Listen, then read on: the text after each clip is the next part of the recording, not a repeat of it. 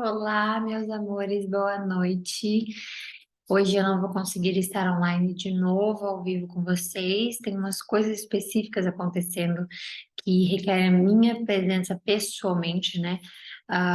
Nesses compromissos, e eu não vou conseguir estar exatamente às 9 horas aqui com vocês ao vivo, mas estou deixando o link. Então, a gente vai começar hoje nossa live de Êxodo 22, fazer oração primeiro. Senhor Jesus Cristo, obrigada por mais um dia de leitura. Obrigada pelo Senhor colocar em nosso coração, colocar em nossa mente, colocar em nossos ouvidos, nossos olhos espirituais, Senhor, a sua palavra revelada, me usando como canal e usando a todos nós na nossa vida no dia a dia. Obrigada, Jesus, que às vezes a gente acha que o Senhor não está ouvindo, a gente acha que não estamos te obedecendo, que a gente acha que nós não somos merecedores. E o Senhor, com seu amor, seu sangue, sua graça, o Senhor nos ensina a sermos melhores, refletidos em Ti. Então, obrigada, meu Deus, obrigada por essa oportunidade, que o Senhor nos livre de todas as distrações, que a gente possa ter uma boa live hoje, que o Senhor continue nos ensinando não somente sobre leis ou personagens na Bíblia ou histórias, mas sim sobre o seu caráter, aquilo que o Senhor é, o que o Senhor representa, como o Senhor faz com todos nós que estamos debaixo do seu nome. Obrigada, Jesus, pela proteção. Obrigada, Espírito Santo, por nos guiar em todas as situações. Obrigada pelo Senhor estar sempre se comunicando conosco, Senhor. Eu peço para que o Senhor nos aproxime cada vez mais de Ti, pelo ouvir da Tua palavra. Peço para que o Senhor nos faça cada vez mais e mais e mais e mais filhos de Ti, Senhor. Eu peço para que o Senhor nos dê a sabedoria através do Espírito Santo, que o Senhor nos dê discernimento através do Espírito Santo, para que a gente possa ter uma vida, Senhor, que agrada a Ti. Obrigada. Em nome de Jesus, obrigada. Vamos lá, então. Êxodo capítulo 22. Se alguém roubar um boi, a gente está continuando as leis, ok? Ele começou a entregar todas as leis que eles precisavam no início ontem, a gente agora vai continuar. Então, essas leis que, obviamente, hoje a gente não consegue entender, quer dizer, a gente entende, mas tipo assim, nossa, mas roubar um boi, ou um boi furar um olho, ou que, né? Mas Deus pensa em cada detalhe ele pensa. Então, aqui a gente está continuando as leis de Israel, entregue ao povo de Israel, né? Se alguém roubar um boi ou uma ovelha e abatê-lo ou vendê-lo, terá que restituir 5 bois pelo boi e 4 ovelhas pela ovelha. Então aqui a gente está falando de um roubo, né? Se a pessoa rouba um, ela vai ter que restituir 4 ou vai ter que restituir 5 pelo roubo, obviamente. Se o ladrão que foi pego roubando, arrombando, for ferido e morrer, quem o feriu não será culpado pelo homicídio. Mas se isso acontecer depois do nascer do sol, será culpado de homicídio. Um ladrão terá que restituir o que roubou. Mas se não tiver nada, será vendido, aí volta lá atrás como escravo, né? Para pagar o roubo. Escravo servo. Se o que foi roubado for encontrado vivo em seu poder, seja boi, seja jumento, seja ovelha, ele deverá restituí-lo em dobro. Se alguém levar seu rebanho para pastar num campo ou numa vinha e soltá-la de modo que venha pastar no campo de outro homem, fará restituição com o melhor do seu campo ou sua vinha. Então, aqui a gente está vendo o amor de Deus em relação àquele que peca e em relação àquele que sofreu o pecado, né? No caso, não o pecado especificamente, mas aquele que erra, aquele que machuca o outro. Deus mostra o quão grande ele é em misericórdia nos dois lados. Para nós, a nossa justiça é, nossa, mas ele roubou, ele tem que, né? Isso que o ser humano pensa. Ah, se ele matou não sei o quê, se ele fez isso, se ele fez aquilo. Mas Deus, ele não age conforme a gente pensa, conforme a gente julga, né? Deus tem a sua própria balança e ele é mais justo do que eu, você e toda o planeta Terra e junto. Então Deus, ele busca sempre, né, a oportunidade do próximo se redimir, pagar pelo que fez. Obviamente ele é justo, seja para cristão, seja para não cristão, seja para judeu, seja para gentio, seja para salvo, seja para... Deus é justo, é a caráter dele, é uma característica do caráter dele. Não tem a ver com religião, não tem a ver com raça, não tem a ver com geografia, não tem, é ele que é justo. Então aqui ele está dizendo, ah, mas foi roubado, tem que ser preso, tem que roubar. Deus está sempre entregando a ação e a consequência. Ele está sempre entregando o resultado da atitude e da consequência daquela atitude. Então, não adianta a gente ver isso aqui como, por exemplo, assim, Deus está passando a mão na cabeça do que roubou, porque se ele roubou e não foi pego, não sei o que, não sei o que, não sei o que, veja bem, Deus está colocando os dois lados da moeda, para aquele que roubou também ser redimido e perdoado, que é o que faz parte do caráter de Deus. Desde o início, desde Gênesis, desde a queda da humanidade, a redenção já entrou. Deus, desde o início, já nos deu a possibilidade de sermos perdoados, né? Com o plano dele, obviamente, que é Cristo. Então, a gente precisa entender a natureza, né, de Deus. A gente precisa entender essa natureza tão, como é que eu posso dizer?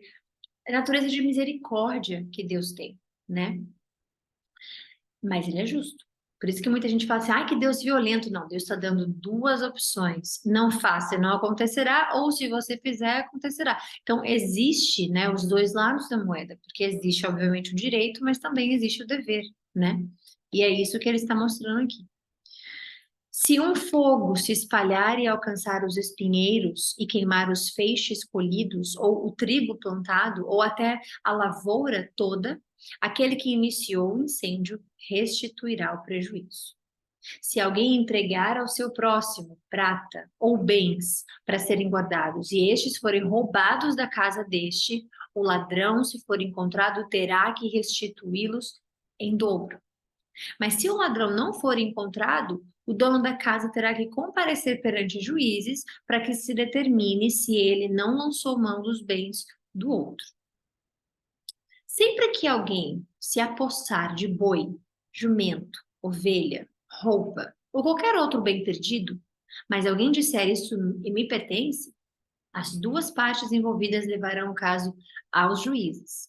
Aquele a quem os juízes declarar culpado restituirá o dobro ao seu próximo. Se alguém dera, e obviamente que a gente está lendo aqui coisas que pertencem àquela época, mas isso aqui a gente pode colocar como se fossem nossas coisas. Se alguém se apossar do seu celular, do seu carro, da sua carteira, dos seus bens, né? E a pessoa disser, não, isso é meu. Aí tem que ir para um juiz, ou seja, processo, um caso. Então, a gente consegue colocar a leitura da Bíblia, né, obviamente, com o foco, a dispensação correta, mas também nos encaixando de forma que não mude a essência da palavra, para a gente entender como seria, por exemplo, hoje, né? Se alguém der ao próximo, ao seu, e aí você fala, tá, mas isso aqui foi feito para os israelitas, isso aqui não foi feito para nós. Sim, mas o caráter de Deus é o mesmo, e da forma com que ele julga um roubo, ele vai julgar um roubo em 1990 e no ano 1 ou em 2023, ok? Se alguém der ao seu próximo o jumento, porque ele não muda.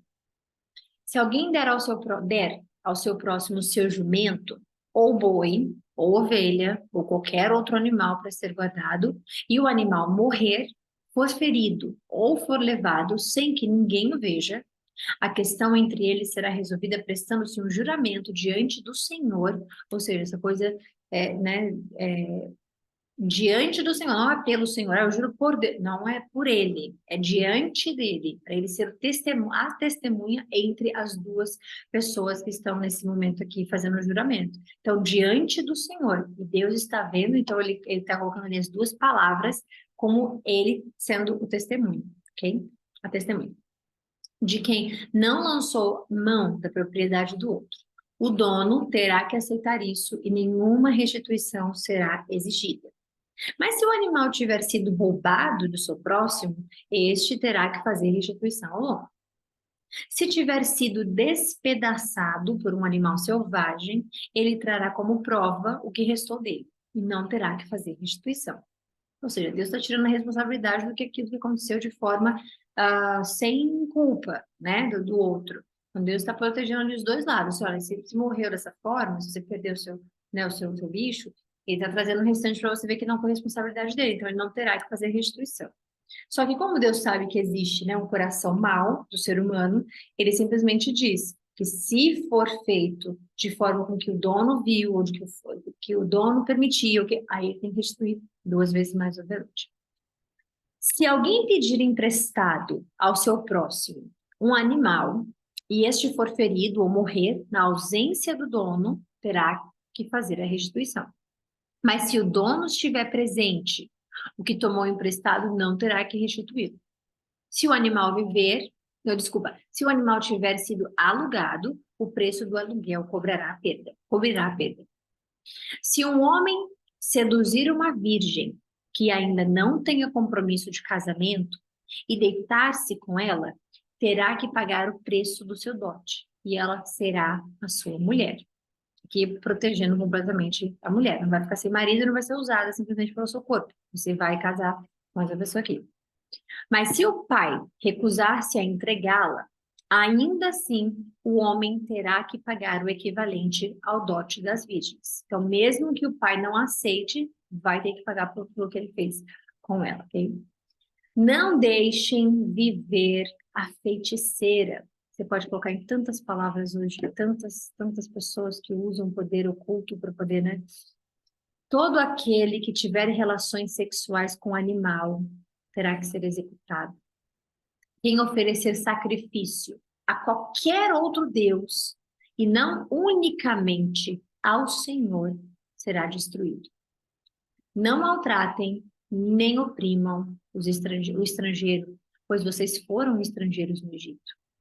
Não prejudiquem as viúvas nem os órfãos, porque se o fizerem e eles clamarem a mim, eu certamente atenderei o seu clamor. Isso vale para hoje, para sempre, para a eternidade. Eu amo essa passagem, a gente vai ver isso mais lá na frente também. Então, repete-se, né? Eu amo isso, que quando uma pessoa ela é viúva ou órfã ou pobre, necessitada, e uma pessoa faz um mal para ela, que injustamente, né, Deus está ouvindo o clamor dela. Quando a gente fala assim, não vou fazer isso para fulano, não vou fazer isso para ciclano, ou então eu não vou ajudar, eu dou dinheiro para aquela pessoa o tempo inteiro, ou então eu ajudo aquele pobre o tempo inteiro, ou eu ajudo aquela pessoa sem casa o tempo inteiro, ou eu faço isso. Se aquela pessoa, se você tiver um coração, né, com mágoa, com ruindade, e se aquela pessoa orar a Deus, olha o que ele fala, eu certamente. Então, cuidado com as suas atitudes, né? As nossas atitudes, por quê? Porque Deus ele está ouvindo o oprimido, Deus está ouvindo as viúvas, os órfãos, aqueles que foram, né, separados de uma família, ou aqueles que estão, obviamente, numa situação mais fragilizada. E Deus certamente atende o clamor deles. Então, se eles orarem e pedirem, Deus vai estar. E ele vai falar isso no Novo Testamento também, que eu acho lindo aquela passagem, que é basicamente a mesma coisa que ele repete. Com grande ira matarei vocês à espada. Suas mulheres ficarão viúvas e os seus filhos órfãos. Se fizerem empréstimo a alguém do meu povo, a algum necessitado que viva entre vocês, não cobrem juros dele. Não empreste visando lucro. Deus sempre está protegendo aquele mais necessitado daquele que pode e que quer sempre tirar mais daquele que não tem. Ok? Se tomarem como garantia o manto do seu próximo, devolvam-no até o pôr do sol, porque o manto é a única coberta que ele possui para o corpo. Em que mais se deitaria? Quando ele clamar a mim, eu o ouvirei, pois sou misericordioso. Isso dá arrepio, inclusive. Olha Deus falando que ele é, faz parte de quem ele é, faz parte, é Deus falando, eu sou misericordioso. Então, ele olhar uma. Quando você ora, quando seu coração está quebrantado, por que que a gente tem que deixar o ego embora? Por que que a gente tem que deixar o orgulho embora? Porque quando você quebranta o seu coração, você se humilha para Deus, ele olha para você com um olhar de misericórdia, então, através de Cristo, obviamente, tão lindo, tão lindo.